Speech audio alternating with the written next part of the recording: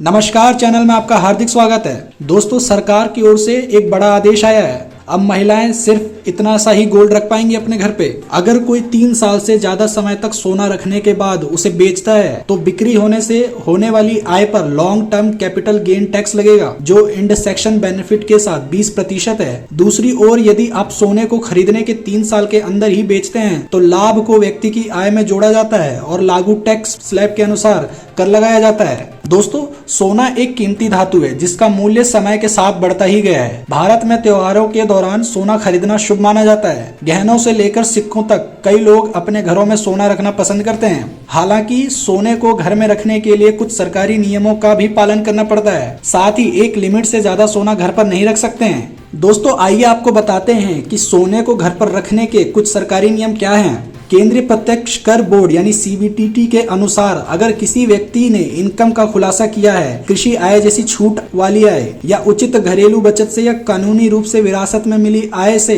सोना खरीदा है तो वहां टैक्स के अधीन में नहीं होगा। लेकिन नियम यह भी कहते हैं कि तलाशी अभियान के दौरान अधिकारी किसी घर से सोने के आभूषण या गहने जब्त नहीं कर सकते, बशर्ते मात्रा निर्धारित सीमा के भीतर हो। वहीं सरकारी नियमों के मुताबिक एक विवाहित महिला 500 ग्राम सोना रख सकती है, एक अविवाहित महिला 250 ग्राम सोना रख सकती है और परिवार के पुरुष सदस्यों के लिए यह सीमा 100 ग्राम है। नियमों में कहा गया है, इसके अलावा किसी भी हद तक आभूषणों को वैध रूप से रखने पर पूरी तरह से सुरक्षित है। इसका मतलब यह है कि सोने के भंडारण की कोई सीमा नहीं है जब तक कि उसे आय के स्पष्ट स्रोतों के माध्यम से खरीदा गया हो।